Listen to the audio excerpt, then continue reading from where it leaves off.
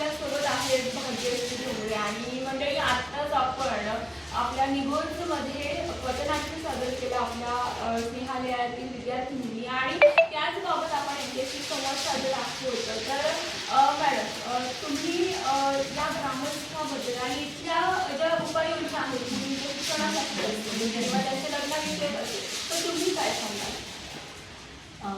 मी हे सांगेन की इथं म्हणजे शिक्षणाच्या सगळ्या सुविधा आहेत, पालक लोक सुद्धा पाठवत आहेत, पण आता समाजामध्ये असं काही झालेलं आहे की मुलांच्या आणि मुलींच्या संख्येमध्ये जवळजवळ 30% तफावत पडलेली आहे. आणि असं कुठेतरी मुलांना भीती वाटते की आपली लग्न होणार नाहीत आणि अक्षरशः शाळांच्या बाहेर ज्या मुली टीनेजर्स आहेत त्यांना हे केलं जात आहे, म्हणजे आपण तर म्हणतो टार्गेट केलं जातं जेणेकरून ज्यांचा 18 पूर्ण होतं न होतं तोच लग्न होऊन जात आहे. कारण ती मुलं आहेत 27-28 वर्षाची की ज्यांना ज्यांचा लग्नांचा प्रॉब्लेम आहे किंवा घरी कुणी बघितलं जात नाही किंवा जी काही मुलं आहेत की जी व्यसनाच्या आहारी गेलेली त्यांचं घरचं कोणी बघत नाही, अशी मुलं सुद्धा शाळेच्या बाहेर चक्रा मारतात. शाळा समिती सुद्धा लक्ष देते, नाही देते असं नाहीये, पण मग हे कुठेतरी थांबलं पाहिजे यासाठी उपाययोजना हव्या असं मला वाटतं. कारण की मुलींच्या जो वावर आहे किंवा आता भिंती थोडं उंच झालेल्या आहेत तर भिंती खालच्या बाजूला होत्या, म्हणजे आय कॉन्टॅक्ट समोरासमोर बघणं सगळं, म्हणजे एकतर हा विषय कसा आहे सगळे विषय पालक लोक शिकलेले नाही, त्याच्यामुळे 12-13 वर्षी जेव्हा मुली वयात येतात त्या वयामध्ये सांगणं की मुला मुलींचं आकर्षण वाटणं ही गोष्ट वेगळी असते. मुलांना बाळांना म्हणजे तुझं मुलींनाच सांगितलं पाहिजे असं नाही, मुलांना पण सांगितलं पाहिजे की एक प्रॉपर करिअर झालं तुमचं किंवा शिक्षण झालं किंवा शेती सुद्धा हे शिक्षण करिअर, शेतीमध्ये तुम्ही व्यवस्थित स्टँड घेतला, व्यवस्थित जर हे झालं त्याच्यानंतर तुम्हाला लग्न ही गोष्ट, लग्न ही जबाबदारी आहे ही पालकाच मुळात सांगितलं जात नाही आणि त्यांना आता फक्त भीती मनात बसली की आपलं लग्न झालं पाहिजे. आणि मग हा प्रश्न आता खूप बिकट झालाय.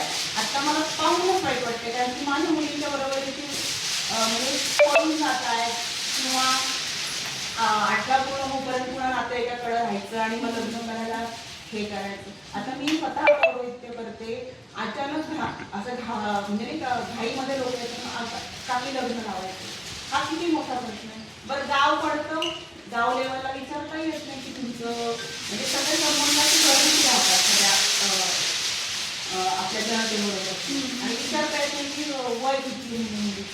तर मला असं वाटतं शासनानेच हे करावं की जेव्हा आपण गुरुजी बुक करू, जसं आता याच्यामध्ये कार्यालय बुक करताना आधार कार्ड घेतलं जातं पण त्यांची दारात लग्न लागतात त्याचं काय करायचं. तर ग्रामपंचायतीने हा पुढाकार घेतला पाहिजे की जरी तुम्हाला दारात लग्न लावायचं असलं तरी ग्रामपंचायतीची परवानगी असल्याशिवाय लग्न लावता येणार नाही, त्याचा परवाना घ्यायचा. जसं मृत्यूला जाण्यासाठी परवाना लागतो, दाखला लागतो, तसं दारात जरी लग्न करायचं असलं तरी आधी ग्रामपंचायतीचा दाखला द्या. म्हणजे आम्हाला गुरुजी लोकांना हा भीती राहणार नाही की आता ग्रामपंचायतीने हे पाहिलेले बरं आमचे संबंध फेस टू फेस पडतात ते खूप अवघड होतं की ह्याच्यातनं कसं म्हणजे समोरचा माणूस दुखावला नाही गेला पाहिजे. त्यांच्या वर्षानुवर्ष आपले संबंध असतात, आपण त्यांच्याकडे फिरायला जातो, हा प्रश्न विचारायचा कसा की मुलगी पळून आणलेली आहे का दुसरं काय आहे का काय, हे खूप प्रश्न पडत आहेत. आणि विशेषतः हे गावामध्ये जास्त दिसून येतं कारण गावामध्ये सगळेच आपण फेस टू फेस एकमेकांना ओळखत असतो. आता तुम्ही सांगितल्याप्रमाणे मुलांच्या तुलनेमध्ये मुलींची संख्या कुठेतरी कमी आहे, साधारणतः मुलींच्या अपेक्षा सुद्धा आता वाढत आहेत म्हणून कदाचित लग्न सुद्धा होत नाहीयेत मुलांचे. हा मुलींच्या अपेक्षा वाढलेल्या आहेत पण हा ग्रामीण भागातला इश्यू नाहीये, हा शहरी भागातला इश्यू आहे. मुली शिकतात, वयाच्या करिअर आणि व्यवस्थित नोकरी बरोबर त्यांचं वय 24-25 होऊन जातं आणि इतकं म्हणजे आई वडिलांचं पण इतकं चुकतं मुला मुलींना सांगायचं की अरे कुठे ऍडजस्ट करायचंय, उंचीमध्ये ऍडजस्ट करायचंय, चष्म्यामध्ये ऍडजस्ट करायचंय, कशात केलं जात नाही. शहरी भागामध्ये हा प्रश्न 33, 35, 38 पर्यंत चाललेला आहे. सगळं चांगलं असतं पण लग्न होत नाही का, तर म्हणजे आपण काहीतरी चांगलं मिळेल, आणखी चांगली करिअरवाली मुलगी मिळेल, चांगल्या पॅकेजवाला मुलगा मिळेल, चांगल्या पॅकेजवाली मुलगी मिळेल, ॲब्रॉड जाणारी असतील. अरे हे शोधता शोधता वय वाढत जात आहे. आपण शोध पुढं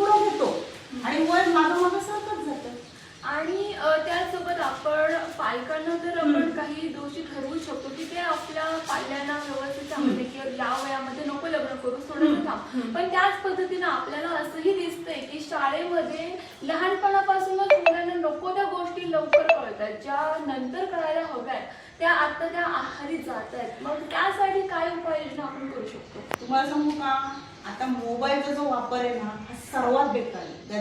त्याचा जेवढा उपयोग आहे त्याच्यामुळे गुगल पे करतो, कुठं काय म्हणजे गुगल पे आपल्याला हे कॅश कॅरी करायला लागत नाही, ह्या गोष्टी ठीक आहे.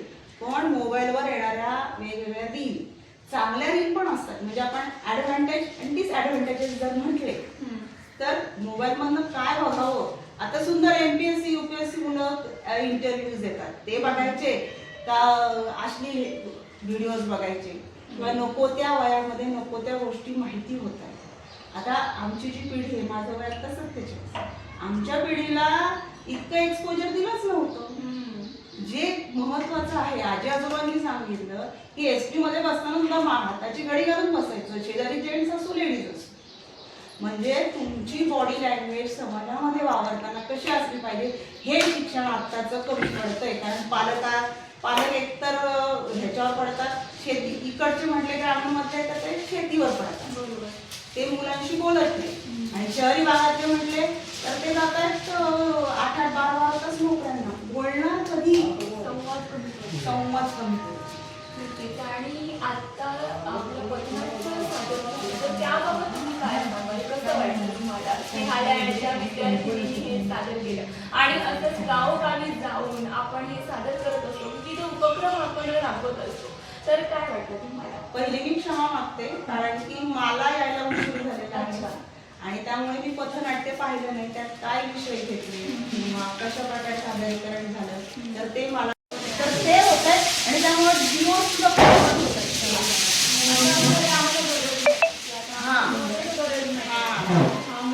म्हणजे नातं टिकवायची गरज नाही राहिलेली अशी, म्हणजे जो बेस असतो नात्यांचा घरामध्ये अगदी सुद्धा भावा बहिणीचं नसं असू दे, गरज एकाला नाही, दोघांना गरज असेल तर ते नातं नक्कीच. आणि आता याच निमित्तानं पथनाट्य पाहिलं नाही, पण या मॅडमनी पाहिलं, पण आम्ही याच अवेअरनेस काम करत असतो, स्नेहालय संस्था काम करत असते आणि रेडिओ नगर मधून आले म्हणजे हे जे सामाजिक प्रोग्राम आहेत किंवा सामाजिक जे वंचित घटक आहेत त्यांना जे काही प्रॉब्लेम होतात ते आपण रेडिओच्या माध्यमातून सर्वत्र पोहोचवत असतो. तर अशाच पद्धतीने तुम्ही आपल्या सर्व श्रोत्यांना असेल, ग्रामस्थांना असेल आणि संपूर्ण आपल्या नगर जिल्ह्याला असेल तुम्ही संदेश काय द्याल? संदेश एकच आहे की आई वडिलांची जबाबदारी वाढलेली आहे, मुलांशी दोन्ही बोललं पाहिजे. आणि ह्याच्यामध्ये अहिल्यानगरमध्ये अनेक तालुके पडत आहेत, म्हणजे ग्रामीण भाग जास्त आहे, तर त्या पद्धतीने ग्रामपंचायतींनी किंवा ज्या गावातल्या ज्या महिलांना किंवा पुरुषांना या विषयामध्ये रस आहे, रुची आहे, त्यांना घेऊन त्यांच्या बरोबरीने किंवा असं आपण म्हणतो की सहयोगाने एकमेकांच्या हा विषय थोडा थोडा मार्गी लावला पाहिजे. एकदम काही होणार नाही आहे, तर सुरुवात त्याची कुठेतरी व्हावी यासाठी मी सर्व ग्रामपंचायतीच्या सरपंचांनाच हे करेल की राजकारणाबरोबर हे समाजकारण पण खूप गरजेचं आहे. नक्कीच. तुम्ही खरंच खूप छान माहिती दिली आणि खूप डिटेल्समध्ये सांगितलं की काय होतं काय नाही, आणि संदेश सुद्धा नक्कीच आपल्या श्रोत्यांपर्यंत